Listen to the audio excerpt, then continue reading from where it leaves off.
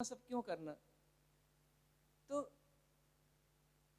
मान लेना चाहिए अपने को भी कि आत्मा नहीं होती। क्या करना चाहिए? हाँ,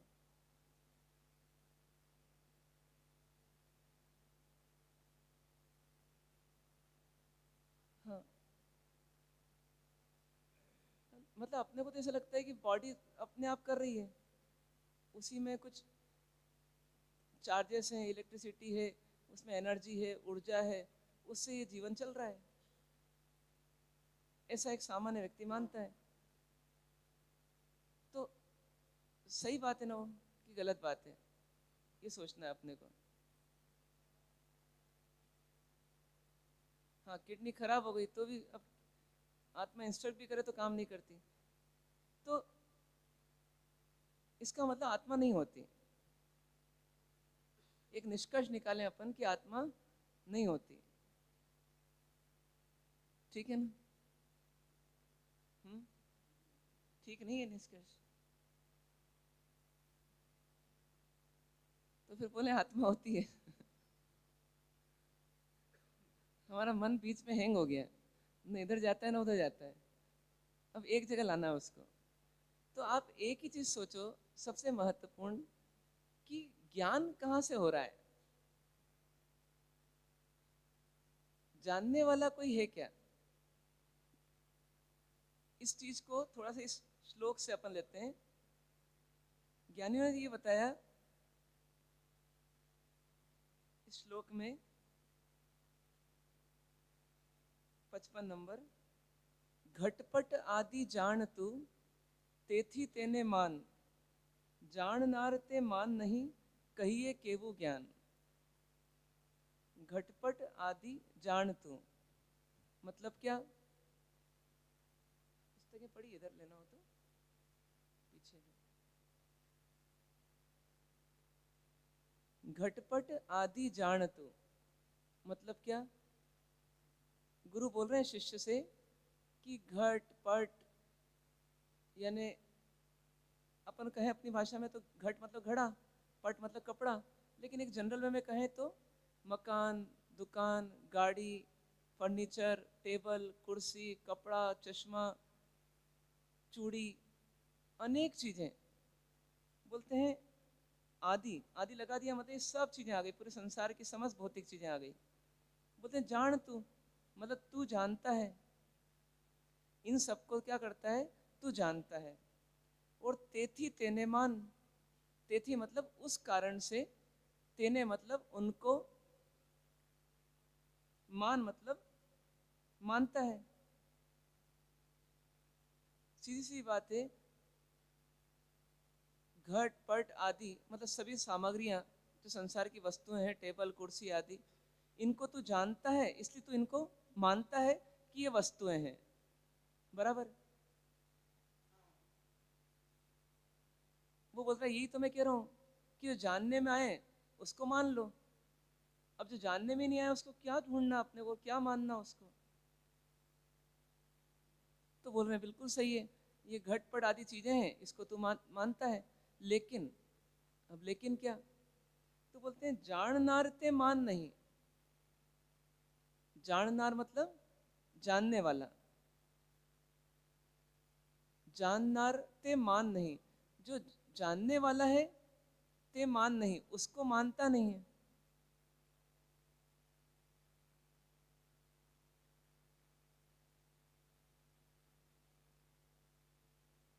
जो जानने वाला है उसको तो मानता नहीं। तो कहिए केवु ज्ञान, कहिए मतलब कहा जाए, केवु मतलब कैसा, ज्ञान मतलब ज्ञान। तो ये कैसा ज्ञान माना जाए, कहा जाए? इसको कैसे ज्ञान कहा जाए कि जानने वाले को, जानने में आने वाले को तो मानता है, लेकिन जानने वाले को तो नहीं मानता है। अब इस चीज को अपने को समझना है कि अभी तक वो बोल रहा था कि ये आत्मा दिखती नहीं है तो मैं कैसे मानूं, क्योंकि जो वस्तुएं हैं वो दिखना चाहिए, दिखना चाहिए मतलब किसी न किसी सेंस के माध्यम से अनुभव में आना चाहिए, चाहे वो आँख से हो, चाहे कान से हो, चाहे स्पर्श से हो, चाहे चख करके हो, चाहे सूंघ करके हो। पर जो वस्तुएं संसार में हैं वो किसी न किसी माध्यम से जानने में आती है।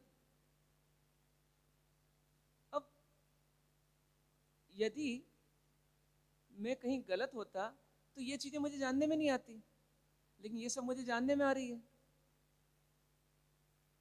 अब एक और चीज है कि ये मुझे भी जानने में आ रही है, इन्हें भी जानने में आ रही है, इन्हें भी जानने में आ रही है, इन्हें भी जानने में आ रही है, सबको जानने में आ रही है। इसीलिए संसार की इन भौतिक वस्तुओं को तो मैं वस्तु मानता हूं, लेकिन उसका प्रश्न ये था कि जब आत्मा मानने में नहीं आती, जानने में ही नहीं आती,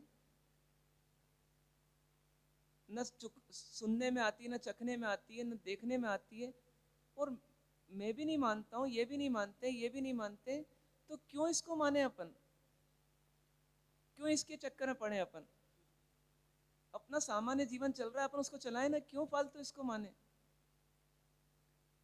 तो गुरु यहाँ बोल रहे हैं कि भैया जो जानने में आना है उस वो वस्तु है, ये पक्की बात है, हाँ बिल्कुल सही है। तो वो बोल रहे हैं कि जो जानने वाला भी तो होगा कोई बैठा हुआ। आखिर कोई वस्तु जानने में आ रही है तो कोई जानने वाला भी तो होगा। अब तूने जानने में आने वाले को तो स्पष्ट मान लिया कि हाँ ये घटपट आदि जो है ये वस्तुएं हैं, तो जो जानने वाला है उसको भी तो ढूंढ तू कि वो कौन जान रहा है। और यदि तू बोलता है कि अब जानने में आने वाले को क्या ढूंढना, उसका वो तो प्रश्न ही नहीं उठता जानने में आने वाला मेरे अंदर, तो तेरे अंदर प्रश्न नहीं उठता, तो फिर तेरा कैसा ज्ञान है कि तू एक चीज को मान रहा है दूसरी चीज को नहीं मान रहा?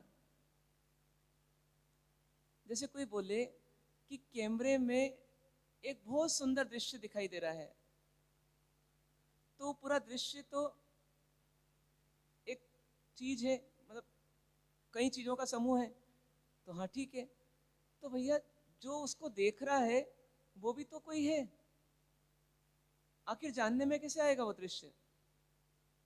दृश्य कितना ही छोटा हो, बड़ा हो, मनमोहक हो या खराब हो, जैसा भी हो, सुंदर कुरूप कैसा भी हो, यदि जानने में आ रहा है तो कोई ना कोई तो जानने वाला भी होना चाहिए ना। कैमरे के सामने बहुत बड़ा दृश्य है, तो कैमरे के पीछे भी तो कोई व्यक्ति है।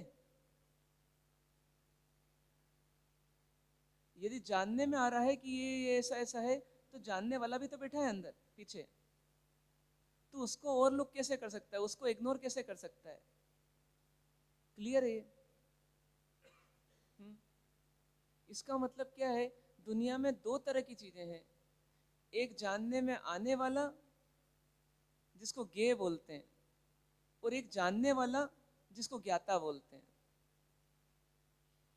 जानने में आने वाले को क्या बोलते हैं? ज्ञेय बोलते हैं।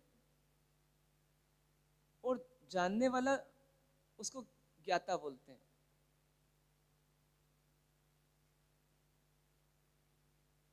इंग्लिश में यदि अपन बोले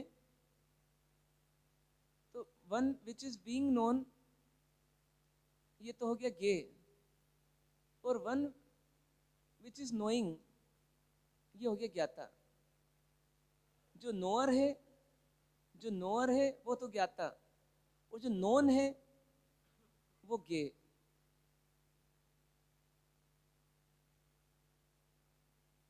जो नोअर है वो ज्ञाता, और जो नोन है वो कौन है? वो ज्ञेय है। तो बैलेंस कब बनेगा?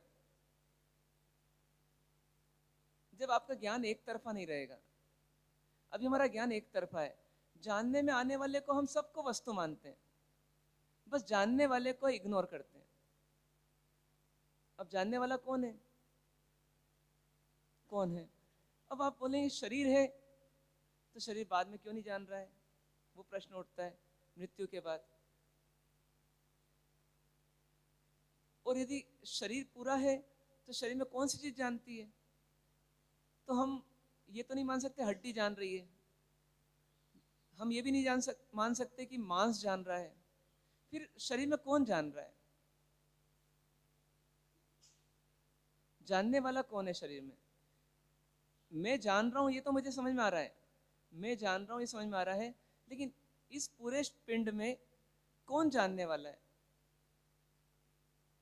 प्रभा जी साहब, कौन जानने वाला है? हड्डी जान रही है, हड्डी जान रही है। अपन एक एक चीज को कट करें, पहले अंदर से चालू करें। बिल्कुल अंदर हड्डी है, हड्डी जानती है, जान सकती है। मरे हुए जीव की हड्डी दिखती है कई बार, कैसी दिखती है? जैसे एक, बस जैसे सीमेंट का एक पिलर है, ऐसे पाँव की हड्डी कैसी है? एक छोटा सा बस हड्डी का एक रचना है, पर है तो वैसी। ये भी ठोस वो भी ठोस, ये भी कड़क वो भी कड़क, इसको भी आरी से काटना पड़े उसको भी आरी से काटना पड़े, इसको भी यदि क्रश किया जाए तो ये चूरा हो जाए, उसको भी क्रश किया तो वो चूरा हो जाए। मतलब हड्डी में तो जीव नहीं है, जीवन नहीं है, ये तो मानेंगे। तो हड्डी तो आप नहीं हुए, फिर हड्डी के ऊपर लपटे हुए कौन है? तो मांस है। तो ये मांस क्या चीज है? तो अपन देखते हैं कभी कोई जीव मरा हुआ हो और उसका पेट फट गया हो, उसका मांस बाहर आ गया हो, आंतड़ियां बाहर आ गई हो, तो अपन क्या बोलेंगे? ये क्या चीज है? जीव है कि अजीव है? चेतन है कि अचेतन है? क्या मानेंगे? समझे आप? जो मांस का लोंदा है पूरा शरीर में भरा हुआ है मांस, वो मांस क्या चीज है? वो जड़ है कि चेतन है? जड़ है कि चेतन है? तो वो जड़ है कि नहीं जड़? किस किसी का ही मांस देखो आप, अभी जीते जी भी इस शरीर में से कभी कोई गांठ निकालना पड़े, डॉक्टर साहब ऑपरेशन करें, गांठ निकाल दी, वो गांठ मांस है। तो मांस क्या है? वो आपको देंगे यदि बॉटल में, तो किस रूप में दिख रही है आपको? एक जड़ी तो है वो।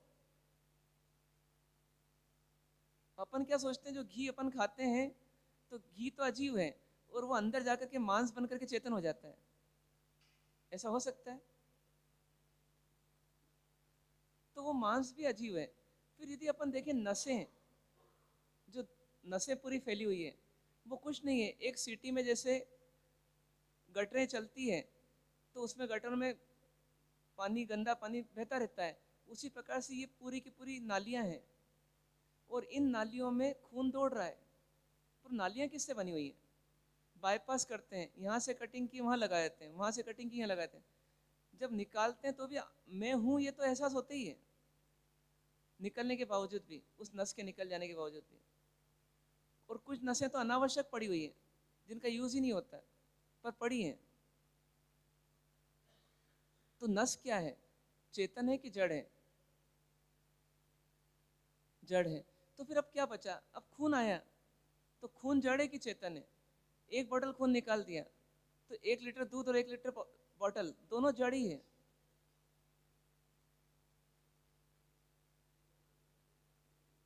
हाँ, हाँ, हाँ, खून का उपयोग हो रहा है। नहीं, जैसे क्या है, जैसे आप जो है अपने घर के फर्नीचर आदि का उपयोग कर रहे हैं, उपयोग तो है उनका, हर चीज का उपयोग है।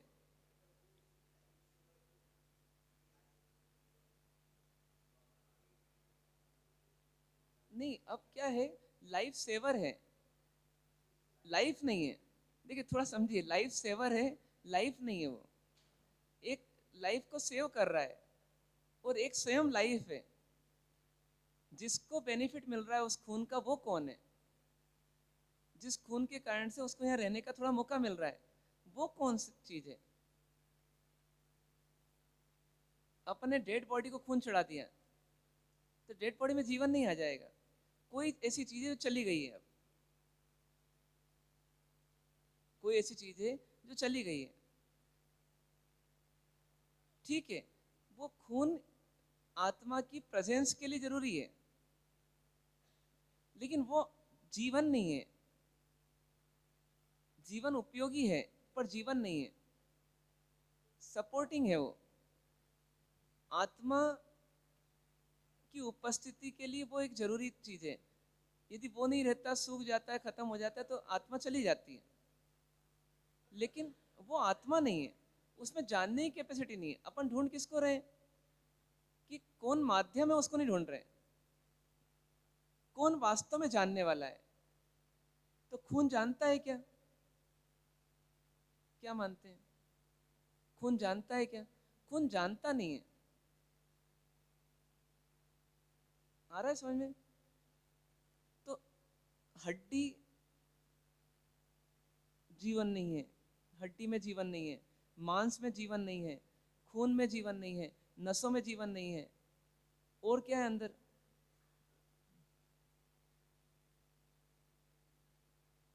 ऊपर चमड़ी है, चमड़ी में जीवन है क्या? चमड़ी कभी कभी निकल जाती है, खरोच आ गई, तो ये मैं हूं, ये फीलिंग तो चल ही रही है। ग्राफ्टिंग करते हैं, इधर से उठाया उधर लगा दिया, तो भी जीवन तो चल रहा है। निकल भी जाए चमड़ी तो जीवन चल रहा है। ठीक है, पूरी चमड़ी नहीं निकलती, परंतु जितने भी चमड़ी का अंश निकलता है उसको देखिए निकाल करके, या निकली हुई चमड़ी देखें कभी, तो कैसी है? वो एक लेयर है बस। जैसे गेहूं का बोरा है, तो गेहूं उसमें रहता है, इसलिए बोरा उसको रोके रख रहे हैं। उसी प्रकार से चमड़ी क्या कर रही है? इतने सब अवयवों को अंदर संभाले हुए है, उनको प्रोटेक्ट कर रही है, बाहर के एटमॉस्फेयर का उस पर फर्क नहीं आने दे रही है। तो फिर अब ज्ञान किस में हो रहा है? क्या बच गया? आ रही बात समझ में? तो क्या बच गया? हड्डी, मांस, खून, नस, चमड़ी, और क्या बच गया? अब बहुत सारे अवयव हैं आप बोलेंगे। तो जैसे आतड़ियां हैं, आतड़ियों में जीवन है क्या? आतड़ियां तो पाइपलाइन है, उसमें निकलता रहता है। लीवर में जीवन है क्या? तो लीवर बस वो उसके जीवन जीने योग्य जो प्रोटीन आदि बनाना है वो बनाता है, जो आप भोजन करते हैं उसमें निकाल निकाल करके। फिर किडनी, किडनी सिर्फ फिल्टर करती है, तो फिल्टर है एक प्रकार का।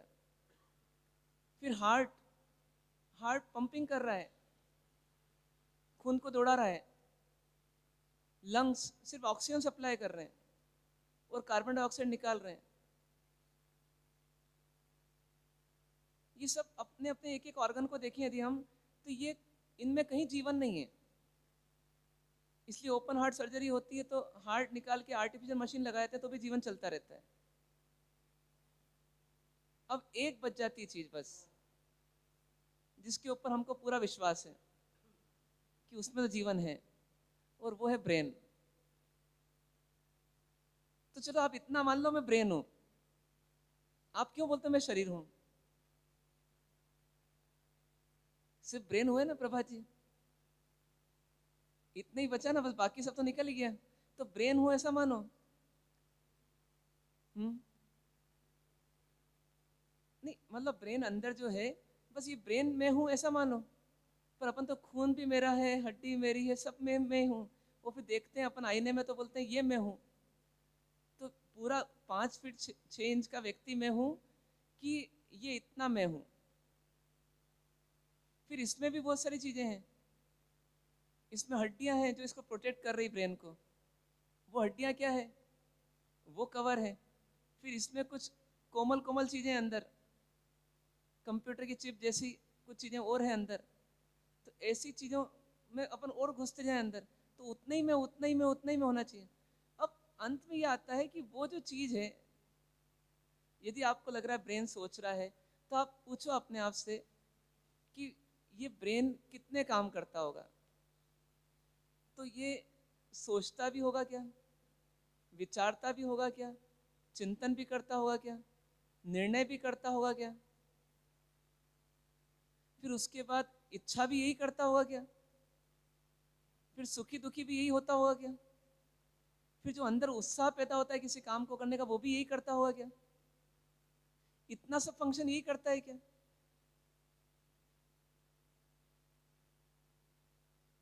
यदि नहीं, तो फिर कौन करता होगा ये सब?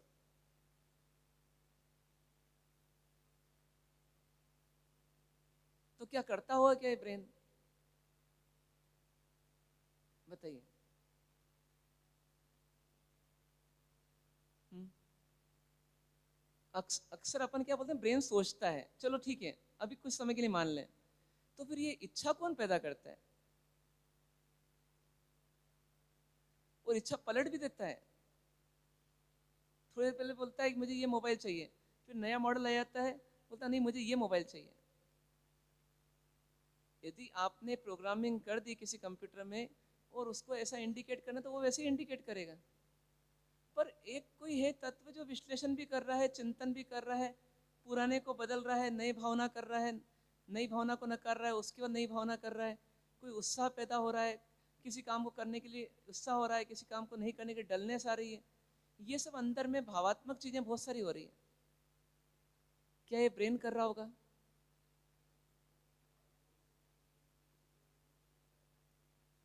हाँ, हार्मोन सिक्रेशन जो होते हैं वो भी इच्छाओं को ट्रिगर करने में हेल्प करते हैं।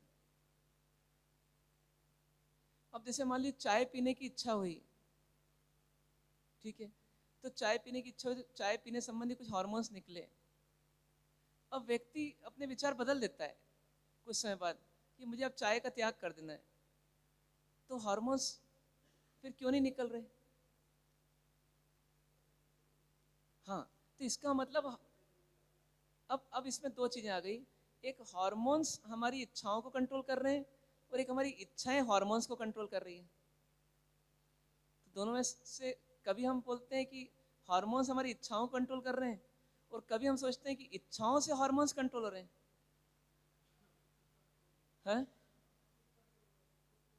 हाँ।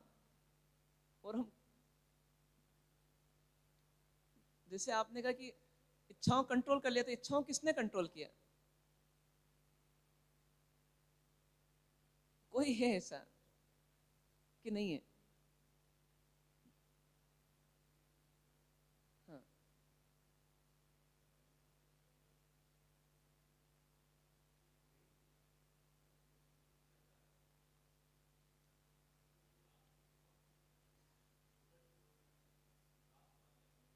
हाँ, राग या द्वेष।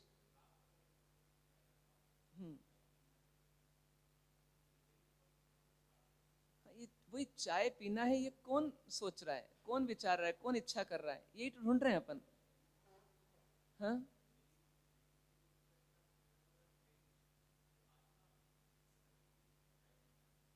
नहीं, यही तो सोचना है अपने को कि यदि ब्रेन इच्छा करे, तो फिर वही व्यक्ति बोलता है अब पोल्यूशन आ रहे हैं, अब मैं रोज आइम्बिल करूंगा, और इसलिए मैं अब चाय दूध ये सब चीज़ों का त्याग करता हूँ।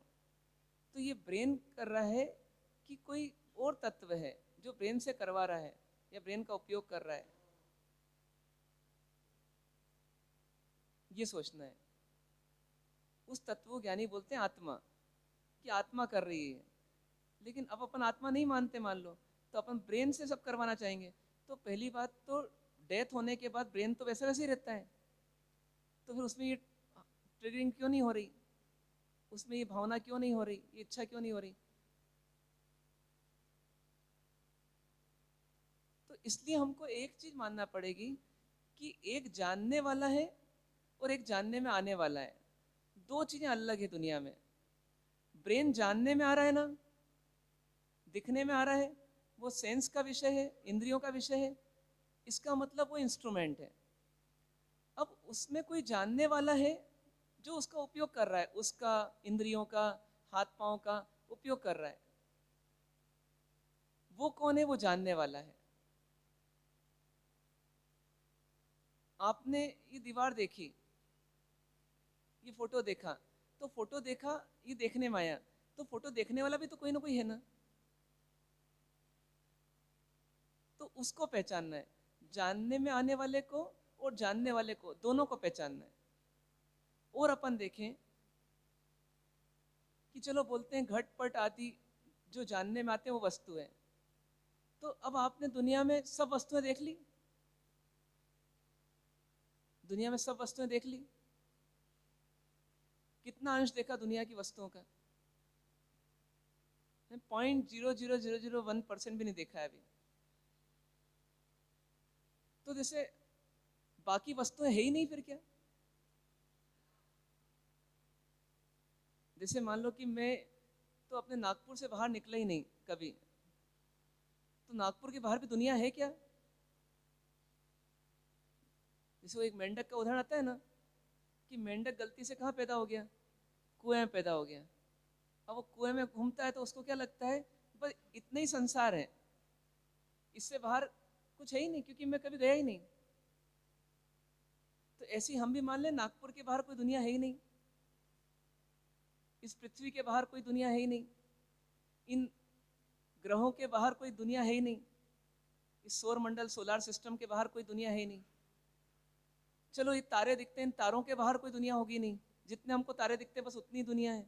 ऐसा मानेंगे कि इन तारों के बाद भी कोई तारे होंगे जो हमको नहीं दिखते? क्या माने, होंगे या नहीं होंगे? होंगे। और जो तारे यदि टेलीस्कोप से दिख जाएं उसके बाहर भी कोई तारे होंगे, ऐसा मानेंगे? और फिर भी हम जहां तक अनुमान लगा पा रहे हैं बस वहीं तक आकाश है, उसके बाहर तो आकाश होगा ही नहीं, ऐसा तो मान लें।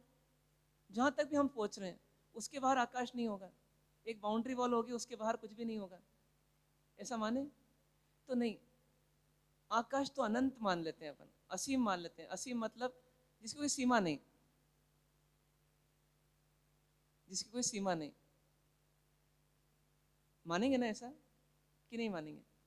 तो किस आधार में माना आपने?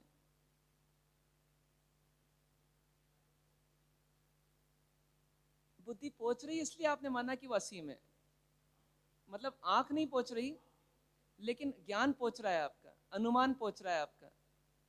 तो जैसे आपने अनुमान से माना कि जैसे ये तारे हैं आगे भी तारे होंगे, ये तो हमारी लिमिटेशन है, इससे आगे का हम नहीं जान पा रहे हैं। और तारे भी जहाँ एंड हो जाते होंगे वहां पर भी आकाश तो होगा ही, और वो असीम होगा, उसकी कोई सीमा नहीं होगी। ये आपने किससे जाना? ये आपने अनुमान से जाना, बराबर है। ऐसी अनुमान से आपको जानना है कि आखिर ये ज्ञान, दर्शन, चारित्र, सुख, वीर्य, तप, ऐसे अनंत गुण, थोड़े नहीं अनंत गुण, ये गुण किस में होते होंगे? कोई ना कोई तो वस्तु होगी जिसमें ये गुण होते होंगे, बिना वस्तु के कोई गुण नहीं रह सकता। मैंने बोला मिठास, तो वो किसी न किसी में रहेगी। मैंने बोला खारास, वो किसी में रहेगी। खट्टापन किसी में रहेगा, कड़वापन किसी में रहेगा, लाल कलर किसी वस्तु को बिलोंग करेगा। तो ऐसी ज्ञान वो किसी वस्तु को बिलोंग करेगा, उसका नाम आत्मा है, उस वस्तु का नाम आत्मा है। अब वो आत्मा जानने में, मतलब देखने में नहीं आ रही, आंखों से नहीं दिख रही, कान से नहीं सुनाई दे रही, लेकिन ज्ञान से तो अनुभव में आ सकती है। ये आकाश जो हमको असीम लगता है, ये जानने में कहाँ आ रहा है? आंखों से। लेकिन हमारे अनुमान ज्ञान से, मतलब हमारे ज्ञान से हमने उसको जान लिया कि देखो वो होगा, पक्का होगा। उसी प्रकार से जानने वाला कोई ना कोई है, लेकिन जब डेथ होती है तो निकल जाता है या क्या होता है पता नहीं पड़ता, लेकिन वो दिखता नहीं है। तो इसका मतलब है कि वो अरूपी होता होगा। खोद खोद के देख लिया पूरे शरीर में, कहीं तो मिले जानने वाला, नहीं मिलता। तो अनुमान लगाते हैं कि वो कैसा होगा, वो अरूपी होगा। मतलब रूप रस गंध स्पर्श नहीं है, लेकिन उसमें जानना है, मानना है, इच्छाएं हैं, सुख दुख है, ये इतनी सारी चीजें जो हो रही है उसमें हो रही है, इसलिए वो है। लगता है ऐसा? हाँ, एबिलिटी टू नो, पर हु इज द नोअर?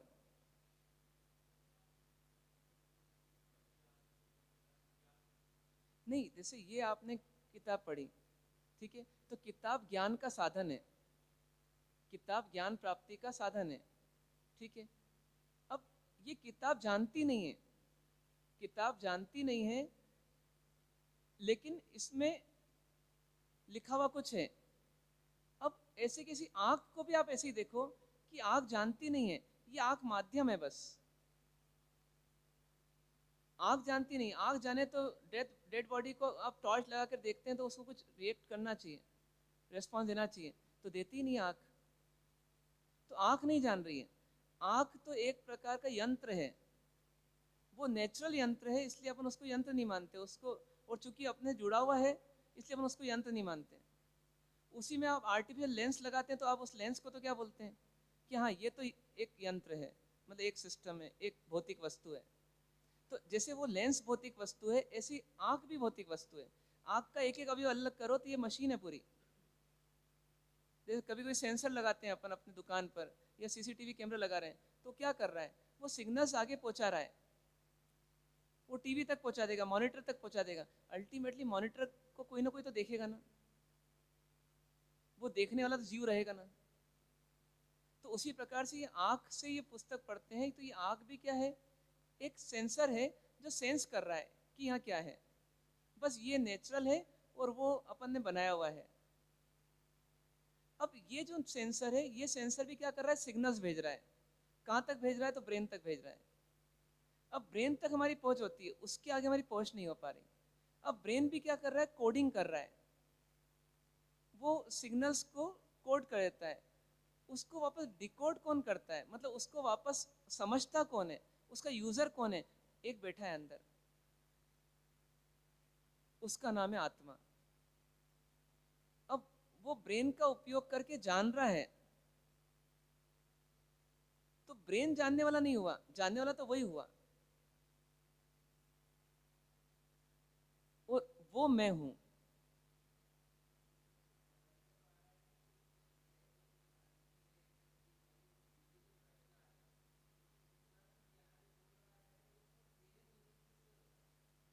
जो भी ज्ञान हो रहा है,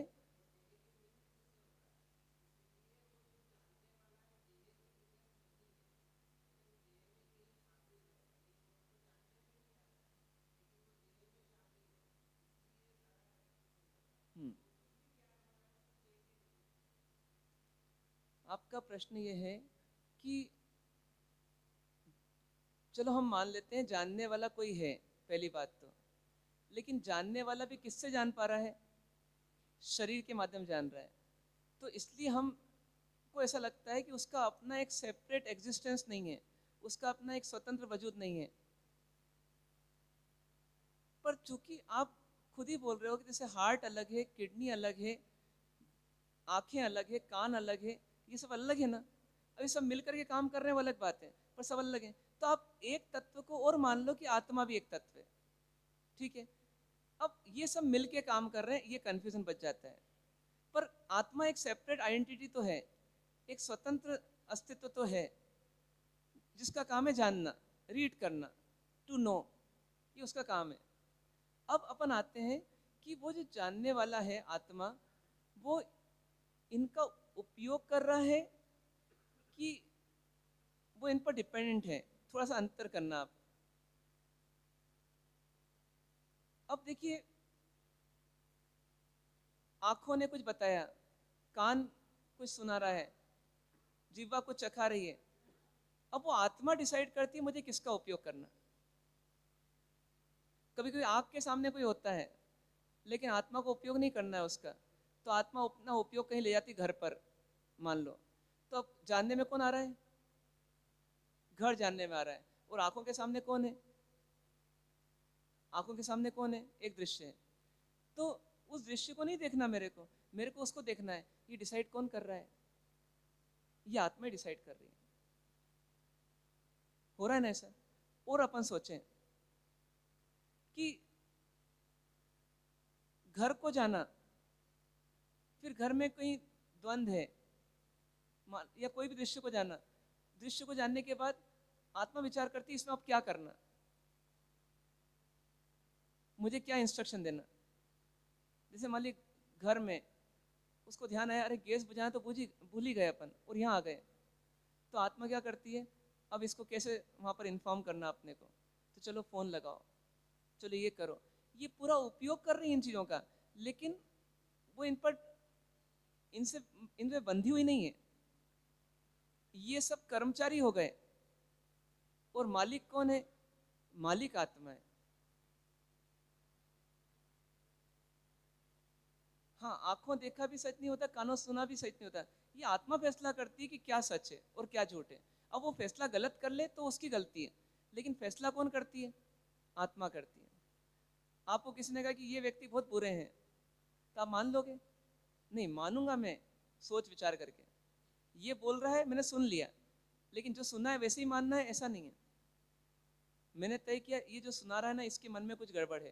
अब ये मन के बारे में किसने सोचा?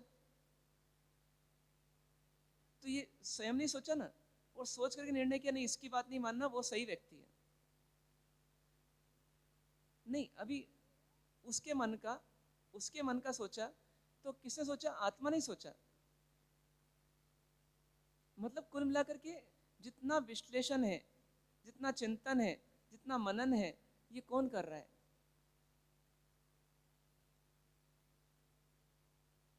आत्मा स्वयं ही कर रही है। आत्मा स्वयं फैसला कर रही है मुझे अब आंख बंद करना है कि आंख खोलना है। ध्यान करना रहता है, आंख बंद कर लेती है। देखना रहता है, आंख खोल लेती है। हुँ?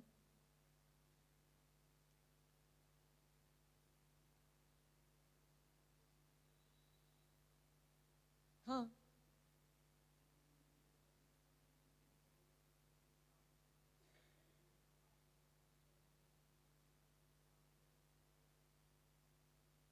देखिए, कुछ चीजें शरीर में स्वतंत्र चल रही है और कुछ चीजें संचालित हो रही है। अब आत्मा के भीतर में बहुत सारे विचार चल रहे हैं। उपयोग एक पर रहता है, पर विचार बहुत सारे चलते हैं। तो अब उनमें से कौन से विचार से क्या चल रहा है, वो अपन इतना सूक्ष्म तो नहीं जान सकते, लेकिन ऑटोनॉमस सिस्टम जो बोलता है साइंस, वो चल रहा है और कहीं ना कहीं वो संचालित हो रहा है आत्मा से। हाँ। हाँ। हाँ, वो मैसेज चल रही है। कुछ मैसेज ऑटोमेटिकली चल रही है, मतलब लगातार चल रही है, और कुछ मैसेज बदलती जा रही है।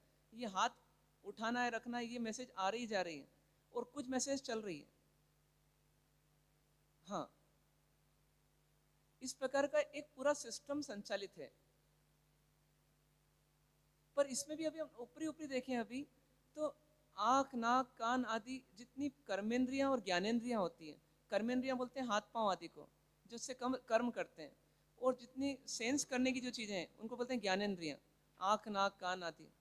तो इन सबको, इन सब से इंफॉर्मेशन लेना और इनको इंस्ट्रक्शन देना, ये सब काम कौन कर रहा है? ये आत्मा कर रही है। हाँ। कुछ ऐसा भी है, मतलब निश्चय नय से देखेंगे तो वैसे ही है। व्यवहार नय से अपन बोलते हैं आत्मा इंस्ट्रक्ट कर रही है, पर वास्तव में तो आत्मा की प्रेजेंस में ही वो काम कर रहे हैं। हाँ। हाँ, उनका गुण है अपना, उनकी योग्यता है। जैसे हार्ट की योग्यता है पंपिंग करना, तो हार्ट पंपिंग कर रहा है, वो उसकी योग्यता है। लेकिन आत्मा की प्रेजेंस में वो अपना काम कर रहा है। तो अब जैसे आपने कहा कि आत्मा इंस्ट्रक्ट कर रही है किडनी को एक तरह से, पर वो किडनी काम नहीं कर रही। तो देखिए, किसी कर्मचारी से हम काम करवाते हैं, लेकिन वो काम तो वही करता है, इंस्ट्रक्शन अपन देते हैं। तो काम करना कि नहीं करना वो तो उसके हाथ में है, इंस्ट्रक्शन देने वाला अपन है। तो किडनी में अब योग्यता नहीं रही तो काम नहीं कर रही, आंख में योग्यता नहीं है, वो देख नहीं पा रही, पर आत्मा इंस्ट्रक्ट तो कर रही, देखो। अब वो, उसमें योग्यता नहीं है, नहीं देख पा रही। जैसे मालिक ने बोला कि भैया मेरे को 1000 प्रोडक्ट चाहिए शाम तक। अब 1000 प्रोडक्ट की कैपेसिटी नहीं है उस आदमी की, तो नहीं बना पा रहा है वो, लेकिन इंस्ट्रक्शन देने वाले ने तो इंस्ट्रक्शन दिया। तो उसी प्रकार से यहाँ चलता है। लकवा का मरीज है, वो इंस्ट्रक्ट करता है हाथ ऊपर उठे, हाथ ऊपर उठे, लेकिन हाथ में योग्यता नहीं रहती उस समय, तो हाथ नहीं उठता। तो काम करना ये तो शरीर का काम है, लेकिन उसमें जानना और इंस्ट्रक्शन देना ये किसका काम है? ये आत्मा का काम है। यहाँ तक कि अभी आपको विचार चल रहा है कोई एक दिशा में, आप विचार पलट देते हैं। अब मुझे इंग्लिश नहीं पढ़ना, मुझे मैथ्स पढ़ना है। अभी ये किसने चेंज किया? ये किसने चेंज किया? ये इंद्रियों ने नहीं करवाया, ये ब्रेन ने नहीं किया, ये किसने किया? ये आत्मा ने विचार किया। इस प्रकार का एक सिस्टम पूरा चल रहा है। हाँ, अब ये मन क्या चीज है? ये मन और आत्मा एक ही मान लीजिए आप। इसको सामान्य भाषा में मन बोल देते हैं, पर वास्तव में वो आत्मा ही है। तो बोलचाल की भाषा में मन मन चलता है, वो आत्मा कठिन लगती है, इसलिए मन शब्द पॉपुलर हो गया। हाँ, अभी तो आप एक ही मानिए।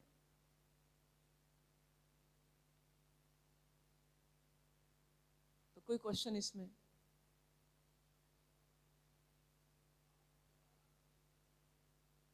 आत्मा का मतलब? हम्म,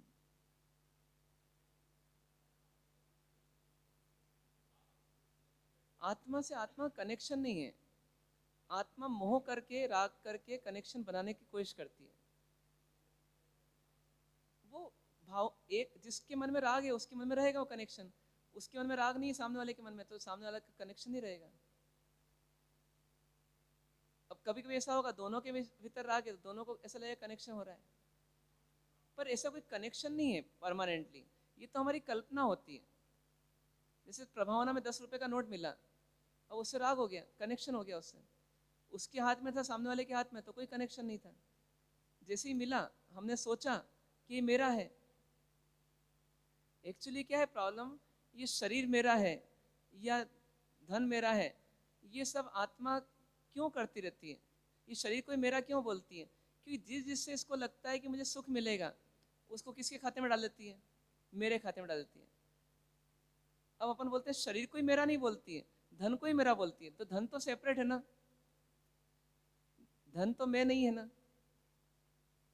लेकिन फिर भी क्या करती है, जहां इसको लगता है सुख मिलेगा, उससे क्या कर देती है? संबंध जोड़ लेती है।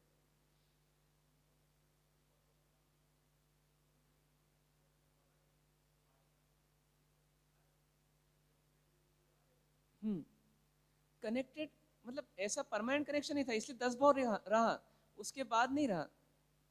यदि परमानेंट होता रिलेशन तो फिर तो जाते ही नहीं, अलग होते ही नहीं। और 10 भाव में भी रोल तो बदलते रहे, और 10 भाव में भी आधे भाव में साथ में रहे, आधे भाव में तो अलग रहे। ये नरक में गए, वो देवगति में गए, फिर मनुष्य बन गए, मिल गए, ऐसे चलता रहा। हाँ, कनेक्शन हुआ। तो कनेक्शन क्यों हुआ? वो राग के कारण से कर्म बन गए, कर्म ने इनको मिलाया। अब कर्म छूट गए तो फिर ये छूट गए आपस में, कि उनके आपस में कर्म बंधन था ना। कर्म मतलब राग किसके प्रति था? एक दूसरे के प्रति था, राग या द्वेष।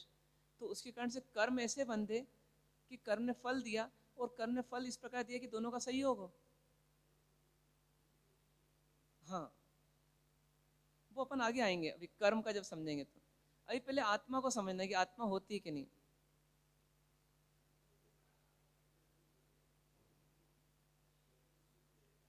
हाँ, ऐसा हमको लगता है। हाँ,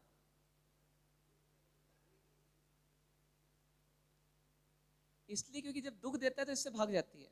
अपन जो बोलते हैं ना, हाँ नहीं तो क्या है, वास्तव में जब जब इस आत्मा को लगता है कि सुख दे रहा है, तब इसमें रहना चाहती है। जब इसको लगता है ये दुख दे रहा है तो इससे भाग जाती है। जैसे पति पत्नी शादी करते हैं, फिर डाइवोर्स क्यों ले लेते हैं? नहीं, एग्जिस्टेंस नहीं, दोनों अलग चले गए। हाँ, बस पति पत्नी ऐसे अलग हो जाते हैं। नहीं, खत्म कुछ भी नहीं हुए हैं, दोनों में से एक भी खत्म नहीं हुआ है। शरीर यहीं रह गया, उसके परमाणु वहीं के वहीं है। आत्मा कहीं और चली गई, वो भी वहीं की वहीं है। मतलब है इस संसार में। जैसे ग्लास है या तपेली है, तपेली में पानी रखा है, आपने उसको गर्म किया। अब पानी को लग रहा है मेरे को यहाँ नहीं टिकना, मैं यहाँ नहीं रह सकता, तो पहले उछलता है। फिर उछलने के बाद में भी जब उसको लगता है अब नहीं रह सकता, तो बाहर हो जाता है। तो रहा तो इस संसार में ही ना, वो पानी पानी रहा, तपेली का साथ छूट गया। उसी प्रकार से शरीर का साथ छूट गया, आत्मा तो आत्मा ही रही, कोई मरा नहीं है। शरीर का एग्जिस्टेंस है ना, 60 किलो का शरीर था, अभी भी 60 किलो का है, वही है सिंपल। बस अंतर इतना है कि उसका जो फंक्शन पहले जिस प्रकार से हो रहा था वैसा नहीं हो रहा। जलाने के बाद भी 60 किलो ही है। 60 किलो के शरीर में 40 किलो तो पानी है, ऐसे भी 2/3 से ज़्यादा पानी है। तो हाँ, तो भाप बन गया, तो अब 40 किलो कहाँ से दिखेगा आपको? और कुछ खून आदि है या धुएं में निकल करके चले गए इधर उधर, जो उड़ करके जा सकते थे, वो धुएं के माध्यम अनबर्न्ड ही निकल गए, सॉलिड पार्टिकल्स भी। अब जो बचा वो राख बच गई।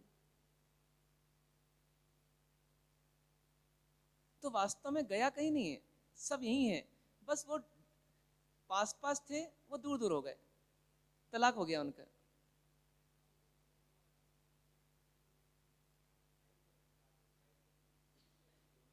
हाँ, आत्मा डिसाइड करती है। वास्तव में जब अटैक आता है, तो अटैक आया तो ऐसा नहीं हुआ कि शरीर खराब हो गया इसलिए आत्मा निकल गई। दोनों काम हो सकते हैं उस समय में, जो भी घटना घटी हो। एक घटना ये घटी कि शरीर ने काम करना बंद कर दिया, मतलब उसको जो सप्लाई होना चाहिए वो नहीं हो पा रहा पोषक तत्वों का। और इधर क्या हुआ, आत्मा भयभीत हो गई, तो भयभीत होकर निकल गई।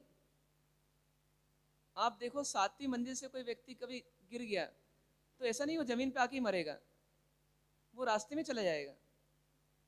तो क्यों चला गया? डर से ही चला गया। एक व्यक्ति को, एक व्यक्ति की एक घटना घटी एक बार।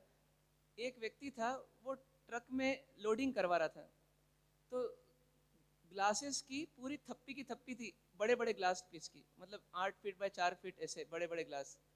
और वो ट्रक की दोनों दीवारों पर रखे जा रहे थे एक एक करके, तो बहुत सारे रखा गए। फिर इस बीच में क्या हुआ कि कुछ ऐसा इम्बेलेंस हुआ कि वो कांच इधर आने लगे, मतलब उल्टे गिरने लगे। अब वो इतने सारे थे कि मतलब वो रोक ही नहीं सकता था, तो वो दुबक करके नीचे बैठ गया। और योग से योग ऐसा हुआ कि कांच ने उसको छुआ ही नहीं, वो कांच इधर से गिर करके इस वाले कांच की थप्पी पर गिर गए, और एक भी कांच ब्रेक नहीं हुआ। और वो नीचे दुबका हुआ व्यक्ति को जब निकाला गया तो मरा हुआ पाया गया। आत्मा निकल गई। अब आत्मा निकल गई तो क्यों निकल गई? वो भय से निकल गई। अभी कोई बोले कि यहाँ पर मतलब कोई विषाक्त गैसेस आ गई है, एकदम जहरीली गैसेस, तो अपन क्या होंगे, बाहर निकल जाएंगे ना। तो ये आत्मा क्या है, सुख चाहती है, दुख से घबराती है। तो जब बाहर में दुख आता है तो कहीं और भाग जाती है, लेकिन जब शरीर में ही दुख आ जाता है तो फिर कहाँ जाए, तो शरीर को छोड़ के भाग जाती है।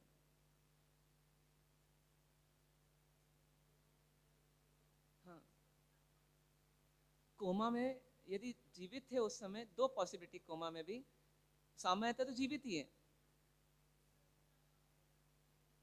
नहीं, वो क्या हुआ, हमेशा भागी जाएगी जरूरी नहीं है। कभी क्या करती है, जैसे कभी आपको डर आएगा ना, आप आंख बंद करके वहीं ठिठक जाएंगे, और कभी डर आएगा तो आप भाग जाएंगे। जब थोड़ी एनर्जी होती है तो भाग जाते हैं, जब और कम एनर्जी हो जाती है तो वहीं दुबक करके बैठ जाते हैं। जैसे वो व्यक्ति क्या हुआ, दुबक के बैठ गया, फिर आत्मा निकल गई बाद में, वो अलग बात है। पर मतलब ऐसी स्थिति होती है कि कभी कभी हम क्या करते हैं, अपने ज्ञान सिस्टम को कम कर देते हैं। तो कोमा में आने वाले ने क्या करा है, कहीं ना कहीं उसने अपने ज्ञान के सिस्टम को ही कम कर दिया। अब इधर क्या निमित्त रूप से और भी चीजें हैं, ऐसा नहीं कि वो भागना चाहेगी तो भागी जाएगी, उसका आयुष कर्म भी है वहां पर जुड़ा हुआ। वो भागने का पुरुषार्थ भी करती है, इधर आयुष कर्म भी समाप्त होता है और वो भाग जाती है। अब कभी ऐसा हो गया आयुष कर्म समाप्त नहीं हुआ और उसकी स्थिति ऐसी है कि उसको डर भी लग रहा है, तो फिर कहीं ना कहीं वो क्या करती है, वो अवसाद में आ जाती है, एक तरह से डिप्रेशन में आ जाती है, और वो उस समय अपने आप को कॉम्प्रेस कर देती है, मतलब अपने आप को दबा देती है, उसका ज्ञान कम कर लेती है। ये सब निमित्त नैमित्तिक सिस्टम्स होते हैं अंदर में, तो इसलिए नहीं जाती। फिर वही वेंटिलेटर पर रखे रखे रखे रखे कभी चली भी जाती है, फिर वो सिर्फ एक मशीन चल रही है बस, और वो जीव तो जा चुका है। ये सब सिस्टम भी होते हैं।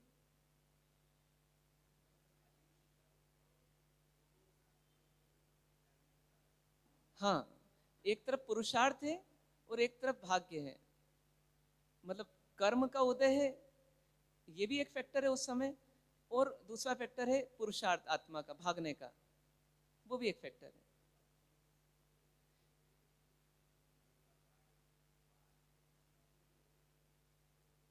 देखिए, ये दुख सुख जो जीवन के पार्ट हैं, वो तो सिर्फ बाहर की व्यवस्था है, दुख और सुख की, वो लगे रहेंगे, क्योंकि आपने कर्म जैसे किए वैसा मिलता रहेगा, और कर्म जनरली पाप और पुण्य का मिश्रण ही होते हैं, तो इसलिए बाहर के सुख दुख का क्रम तो चलता ही रहेगा, ऐसा बोला जाता है। लेकिन अंदर में आप क्या चाहते हो, अंदर में तो आप सुख ही चाहते हो। जैसे बाहर में इस शरीर के लिए स्वास्थ्यवर्धक चीजें भी हैं और स्वास्थ्य को खराब करने वाली चीजें भी इसी वातावरण में हैं, वायरस आदि या बैक्टीरिया आदि। तो अब ये तो बाहर की व्यवस्था हो गई। अब आप शरीर के लिए चाहते क्या हो? तो मेरा स्वास्थ्य अच्छा रहे बस। तो वैसे ही क्या है, आत्मा भीतर से सुख ही चाहती है, लेकिन बाहर में उसको सुख और दुख दोनों की परिस्थितियां मिलती रहती है, लेकिन चाहती हमेशा सुख है, कभी दुख नहीं चाहती। इसलिए जिस जिससे दुख आता है उससे दूर भागती है। तो बाहर से दुख आया तो कहीं और चली जाएगी। अब शरीर में ही दुख आया तो फिर या तो शरीर को ठीक करने की कोशिश करेगी, लेकिन हार जाएगी तो फिर क्या करेगी? तो फिर शरीर से भाग जाएगी। सुसाइड क्यों करता है व्यक्ति? सुसाइड इसलिए करता है, दुखी हो गया, अब वो दुख सहन नहीं हो रहा, तो उसको लग रहा है शरीर में रहूंगा तब तक दुख है, निकल जाओ इससे, बाहर चले जाते हैं।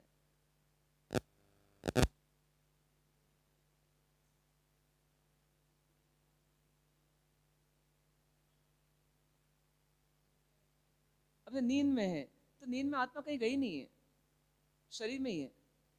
अच्छा, नींद में से ही चली गई, हाँ तो चली गई, वो आयुष कर्म पूर्ण हो गया उसका। हाँ,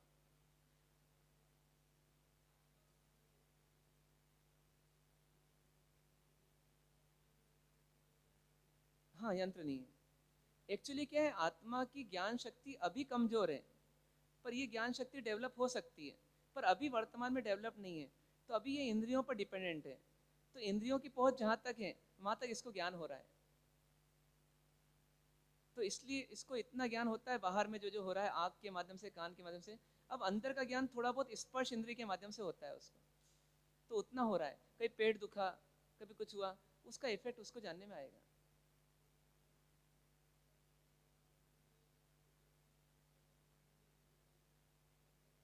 हाँ, हाँ, जब कैपेसिटी बढ़ जाती है तो 3 लोक और 3 काल का ज्ञान कर सकती है आत्मा। मतलब 3 लोक किसको बोलते हैं? ऊर्ध्व लोक, मध्य लोक, अधोलोक। मतलब पूरा ब्रह्मांड, पूरा संसार, असीम आकाश, ये पूरा जानने में आता है। और 3 काल मतलब पास्ट, प्रेजेंट और फ्यूचर।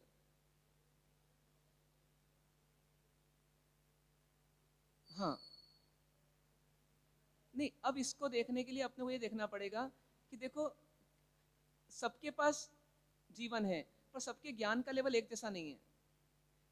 और चींटी मकोड़े आदि को देखें तो उनका ज्ञान बहुत कमजोर है, उनसे अपना ज्ञान बहुत ऊपर है। तो इससे भी ऊपर कोई ज्ञान होगा, उससे भी ऊपर होगा। तो जैसे सोने का सबसे प्योरेस्ट फॉर्म कौन सा है? तो 24 कैरेट का सोना। अब मिट्टी वाले सोने को देखें तो अपने को लगता ही नहीं है इसमें 24 कैरेट जितनी चमक होगी, लेकिन उसमें थी तो सही, उसको प्यूरिफाई करा करा करा तो वहां तक पहुंच गया। ऐसे ये ज्ञान में अभी जो कमी है, यदि ज्ञान खुलता गया खुलता गया खुलता गया तो कहाँ तक जाएगा? तो फुल एंड फाइनल ज्ञान कितना होगा? तो बोलते हैं वो असीम ज्ञान होगा, जो सबको जान लेगा। ये अनुमान से अपन जान सकते हैं, वो केवल ही भगवान को प्राप्त होता है, लेकिन अनुमान से अपन जानते हैं। फिर कोई इंद्रियों पर डिपेंड नहीं रहता। आज भी पूर्व जन्म का ज्ञान कईयों को हो जाता है, तो किसके बल पर होगा? इंद्रियां तो काम नहीं कर रही वहां तक, वो आत्मा का ज्ञान ही काम कर रहा है वहां।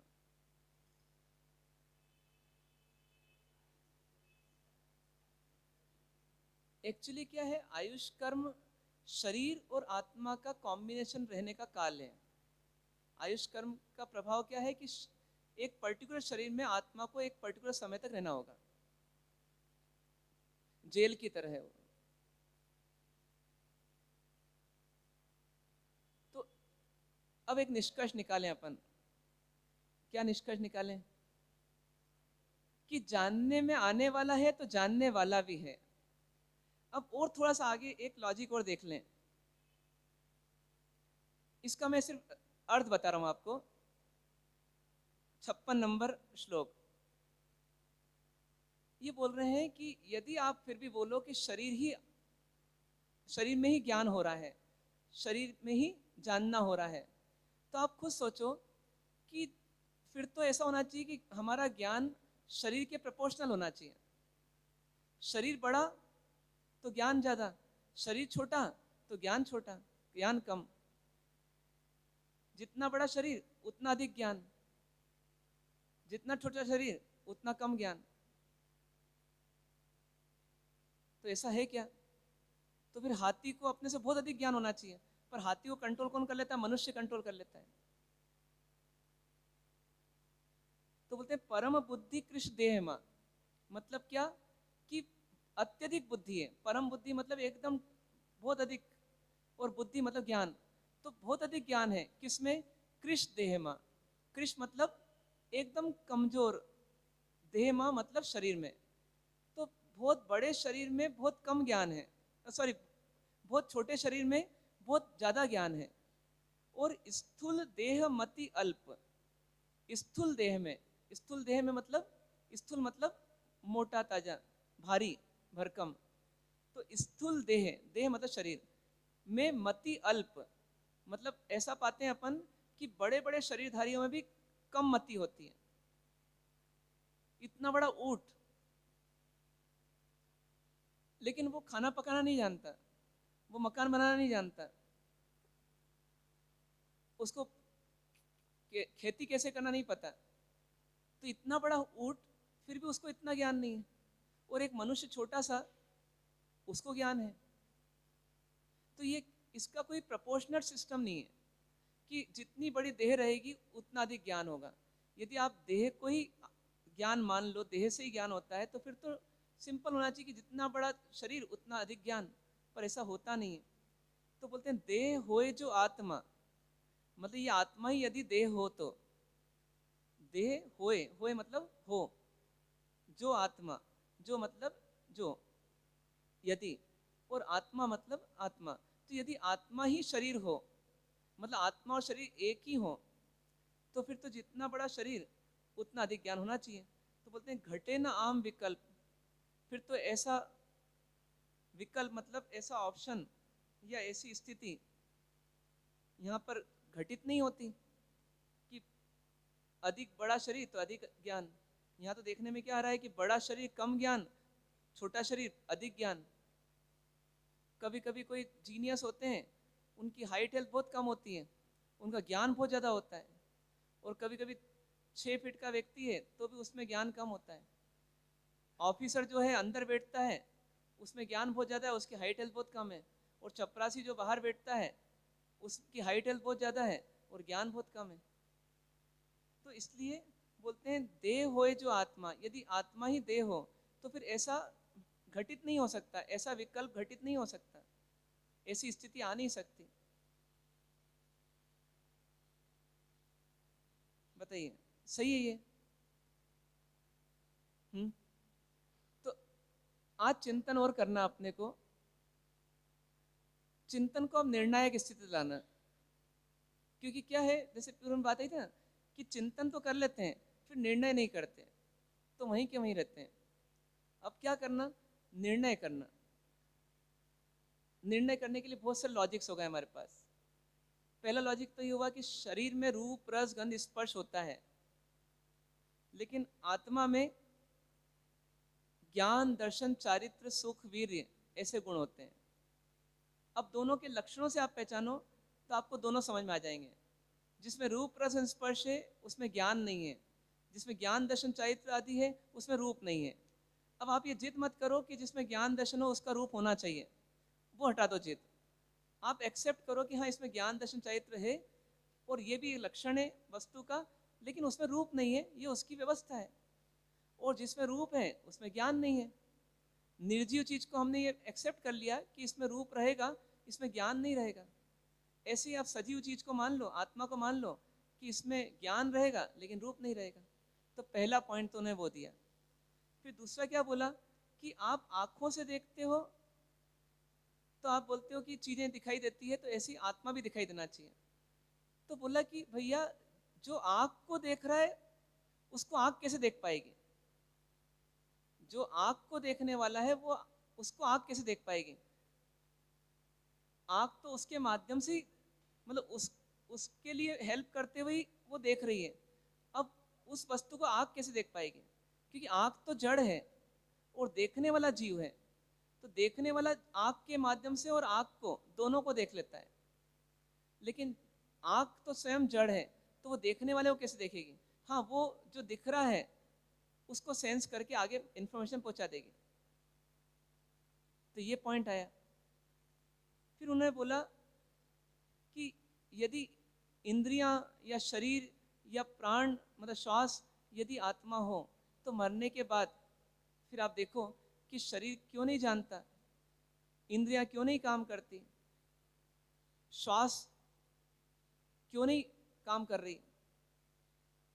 तो कहीं ना कहीं ये तीनों जो थे, ये तीनों वास्तव में अजीब ही हैं। और आज साइंस भी कहता है कि ऑक्सीजन हो या इंद्रियां हो या शरीर हो, यदि वास्तव में देखा जाए तो ये मशीन है। फिर और आगे बढ़े कि जानने वाला और जानने में आने वाला। हमने जानने में आने वाले को तो मान लिया कि ये वस्तु है, अब जानने वाले को वस्तु मानना कि वो भी एक वस्तु है। वो आत्म पदार्थ है और ये जो जानने में आने वाला ये भौतिक पदार्थ है। इस प्रकार से अनेक लॉजिक लगा करके फिर स्थूल देह में मति अल्प क्यों और बहुत अधिक बुद्धि होती है कमजोर देह में, ऐसा क्यों? ये शरीर ही आत्मा है, तो फिर क्यों ऐसा क्यों नहीं हो रहा कि बड़े शरीर में अधिक ज्ञान, छोटे शरीर में कम ज्ञान? तो इन सब लॉजिक्स के आधार पर एक तथ्य निकलता है कि देखो, अपन मोह से शरीर को मैं मत मानो, थोड़ा समय मोह हटा करके देखो तो शरीर जो है वो है, ये बात सत्य है, लेकिन वो जानने वाला नहीं है। जानने वाला तो आत्मा है और आत्मा जान रही है। तो दो तत्व अलग हैं, एक आत्मा है और एक शरीर है। इस प्रकार से दो तत्वों को स्वीकार करना। तो कोशिश करना है आपको, हमको सबको। ओम शांति शांति शांति। अहो अहो श्री सद्गुरु करुणा सिंधु अपार, आपामर पर प्रभु करियो अहो अहो उपकार। जे स्वरूप समझ्या विना पाम्यो दुख अनंत, समझाव्यू ते पद नमु श्री सद्गुरु भगवन। परम पुरुष प्रभु सद्गुरु, परम ज्ञान सुख धाम, जेहने आप्यु भाननीस, तेहने सदा प्रणाम। देह छता जेहनी दशा, वरते देहातीत, ते ज्ञानी नाचरण मा हो वंदन गणी, हो वंदन गणी।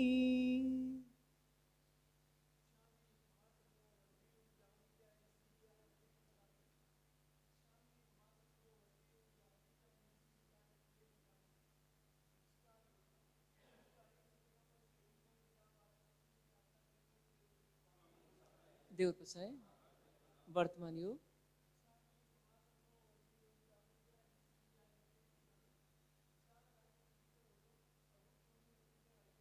खामे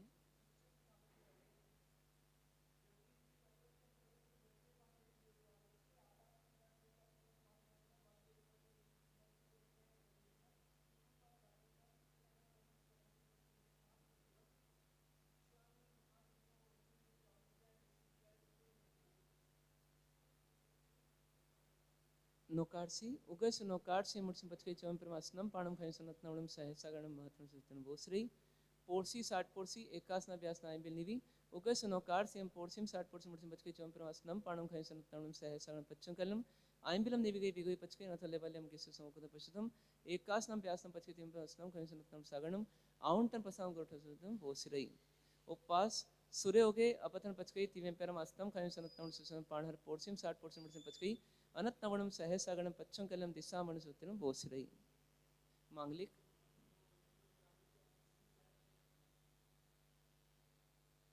चत्तारि मंगलम अरिहंता मंगलम सिद्धा मंगलम साहु मंगलम केवली पनतो धम्म मंगलम चत्तारी लोकोत्तमा अरिहंता लोकोत्तमा सिद्धा लोकोत्तमा साहु लोकोत्तमा केवली पनतो धम्मो लोकोत्तमो चत्तारी शरणम पहुँच जामी अरिहंते शरणम पहुँच जामी सिद्धे शरणम पहुँच जामी साहु शरणम पहुँच जामी केवली पनतम धम्मम शरणम पहुँच जामी सर्वमंगल मांगल्यम सर्व कल्याण कारणम प्रधानम सर्वधर्माणम जैनम जयति शासनम।